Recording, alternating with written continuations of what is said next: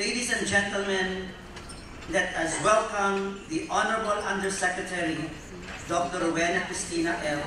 Guevara, to speak on the NICER program of the DOST. The role of R&D has also evolved. Dati, it was teaching-centric. You do R&D because you want to be better teachers. Textbooks are 20 to 25 years old, so to be current, you have to do R&D so you could teach what's current to your students. Then it became peer-centric. You want to get your H-index, citation index, etc. high. But mapang-sarili po yun na pagre-research. Yung bago pong trend ngayon, yung tinatawag na society-centric R&D. You do R&D because you want to contribute to societal change, positive societal change. And the way we measure that is, what is the impact of the research? What is the economic gain? How many new startups were produced? So this is the current role of R&D.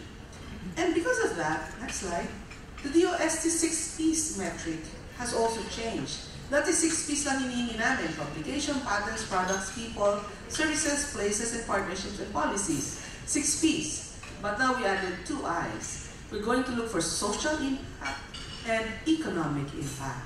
If you don't have those last 2 Is, then your research proposal will not be approved. Next slide.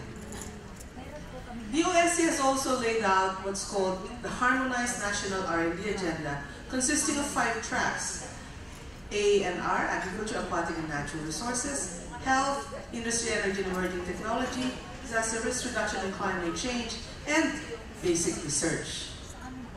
Only research proposals aligned with this Harmonized National R&D Agenda will be funded by the government.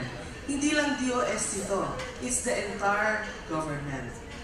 You can download this file. You just look for Harmonized National R&D Agenda. It's a 90-page manual, and for each year, we actually specify which area are going to be funded. Very specific.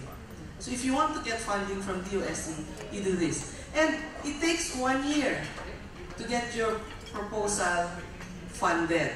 Kasi pag mag-fund kami ng pang 2020, in-evaluate namin in 2019 para January ang umpisa. Next slide. Science for Change program, kasi galing yan sa sabi ni President kung tumatakbo siya, change is coming. Kami naman, science for change. And where is the change coming from? We need to reallocate the funding for science and technology so that we can give more in areas where our S&T investment is low. And I will show you some numbers later on. But for today, what I will be discussing is the next slide, fourth program of Science for Change, which is accelerated R&D program for capacity building of R&D institutions and industrial competitiveness. I will zero in on NICER kasi yun yung assignment ko. Next slide. Niche centers in the regions for R&D are being created so that we can accelerate industrial competitiveness by capacitating higher education institutions in the regions to undertake quality research that will promote regional development. So this is not your usual, I have a wonderful idea, I would like to do R&D on that. No, it has to be aligned with the economic objectives of your region. So we provide institutional grant for higher education institutions for R&D capacity building and also to improve their S&D infrastructure. Mahirap mag-research pag wala kang equipment. So this is one of those reasons. Next slide. To become a NICER, you must be a higher education institution, public or private, with proven competence, track record, and projects with impact on the local industry. Next slide. A good NICER proposal must be unique across regions. So hindi pwedeng lahat ng regions puro rubber ang aralin. Dapat kung nasan talaga maraming rubber dun dapat. Tapos we require collaboration among the higher education institutions in that region. So bawal mag-solo. Next, may roadmap dapat ng R&D activities. Hindi pwedeng magtatayo ka lang ng institution tapos walang pahinat na. And the most important part, it should be endorsed by the Regional Development Council. That last requirement guarantees DOST that whatever you're going to do is economically important to the region. Next slide. In evaluating NICERs, we have 5 things we ask. Next, first, importance to the national strategy. Second, will you expand the pool of researchers? For status ko, yan na naman ulit ang mga researchers. Ayaw namin ng paulit-ulit na researchers. Gusto namin bago. Third, is it relevant to the region? Fourth, is the best among the proposed centers in the field or in the area. So for example, we received several water-related proposals. We had to choose which one is the best proposal among those. And lastly, good experience. Ang sabi ni Secretary, gusto ko yung madaling kausap. Pag pinapirma mo ng MOA, pirma ka agad. Yan ang ibig sabihin niya. Next slide. Okay. These are the current approved niche centers in the regions, which are 15. We have funded a total of 528 million to all of this. Let me show them one by one. Next slide. In CAR, at Benguet State University, we have the Potato R&D Center. Ang ganda na kanilang tina-target, ano? Gusto nila masolve yung low production, yield loss, no standard in seed storage. Next slide.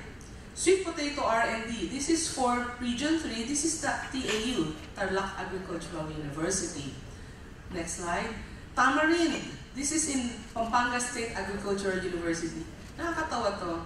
Did you know that yung sinigang mix natin, imported yung tamarind dyan? Kasi hindi tayo nagpaproduce ng sour tamarind. Hello, Mr. President of PSAU. So sabi nilang PSAU, na-perfect na nila yung sweet. Wala naman tayo yung sour. So they are going to concentrate on producing sour. And the president of PSAU promised 100 hectares na tataniman nila ng sour variety. Yan ang tinatawag na commitment. Madaling kausap. Next slide. In Bicol, we'll have the Pili R&D Center. Next slide. In Isabela State University, we have Freshwater Fishery Center. Ang sabi namin dyan ay eel and ludong. Kasi high value yung mga yan. Next slide.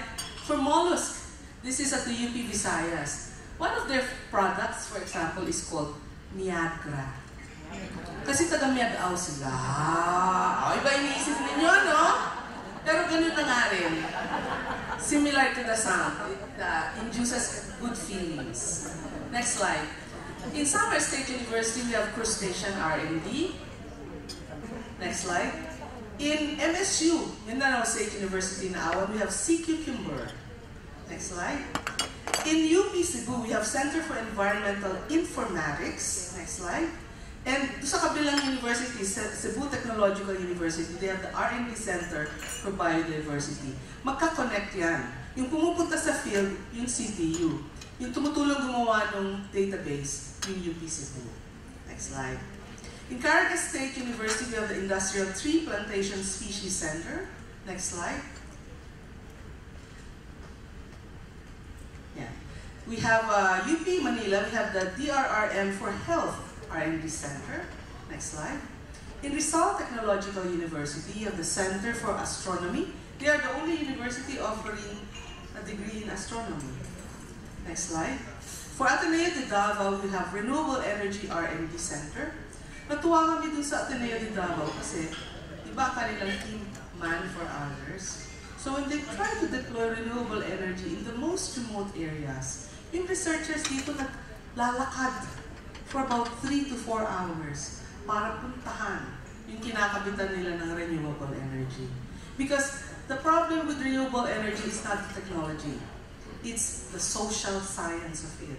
Paano mo iiwan dun sa mga tao yung solar panels at they will make sure that they can maintain, tapos walang bibili ng television at refrigerator at maubos yung solar power, and so on and so forth. So it's a social problem. Next slide. Nueva Vizcaya State University is working on citrus resources. And next slide. Our vision is that by 2022, we'll have a total of 64 NICERs in the country. Ito ang tip para doon sa mga wala pang NICERs. Sabi ni Secretary, kapag puro agriculture ang ating NICERs, wala pang hindi agriculture.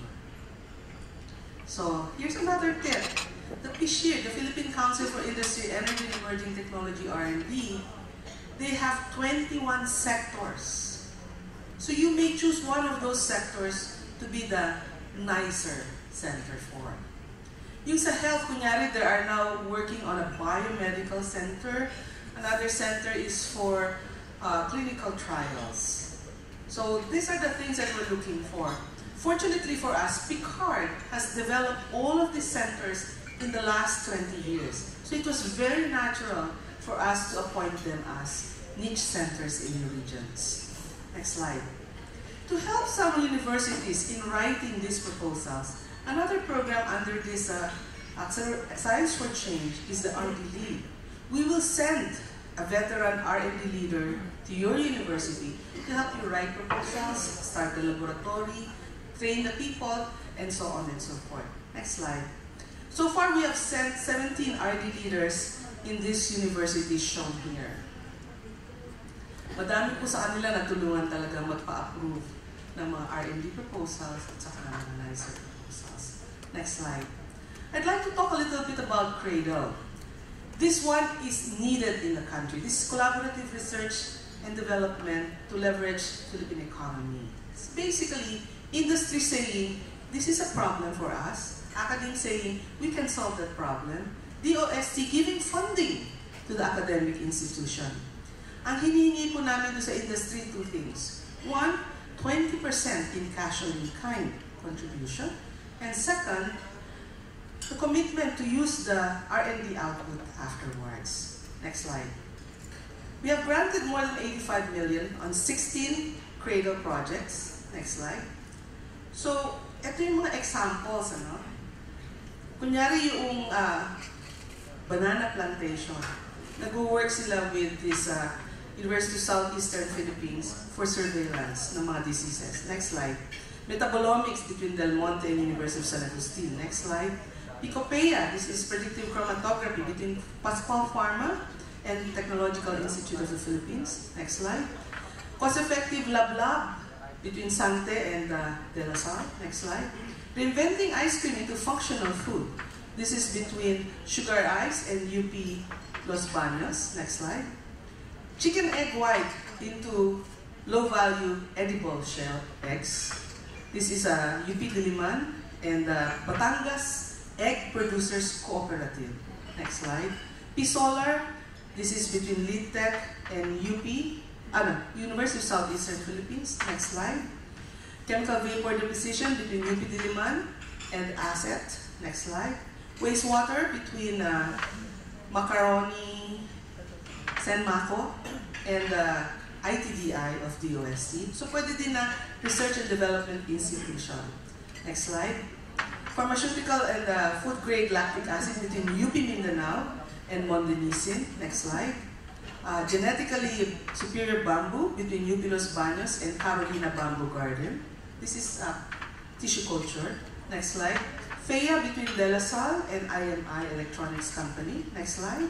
Detection of early prostate between Philippine Nuclear Research Institute and I forgot the name of the other company. Next slide. Surface between Saile and De La Salle. Next slide. And CORE and Isabela State University. This is for witch broom disease. Broiler feeder, next slide, between Cobb and Central Luzon State University, CLSU. Next slide. Hydrolysates for fish between University of the Philippines, Visayas, and Pascual Pharma. Next slide. The husker for coconut. These are three partners. Next slide. So, this was the state before. 80% of the funding in 2016 went to NCR, Region 3, and Calabarzon. That has already been an improvement. Before kasi 85% in 2014. Next slide. We're happy to report, tingnan niyo yung mga orange. Nag-increase na yung funding to regions outside of these three. And we're also very happy to report that in 2016, we funded a total of 85 higher education institutions. And today, we have funded 148 higher education institutions, a 75% increase in new universities that are getting funding for R&D from DOST. Next slide.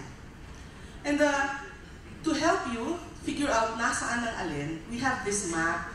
Pag pumunta ka dun sa website, you can actually click on any of this, paki-expand. So, kunyari, nandito ka, gusto mong makita kung nasaan yung TBI.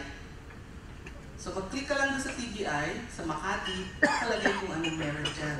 This way, you can find all of the innovation centers that are funded by DOST. Kasama yung Balik Scientist, R&D, IDP, OneLab, FIC, NICER, TLDC Center, etc. This way, pag nalilito ka kung saan ka pwede makipag-collaborate, you just look at this interactive map and you can find us. Next slide.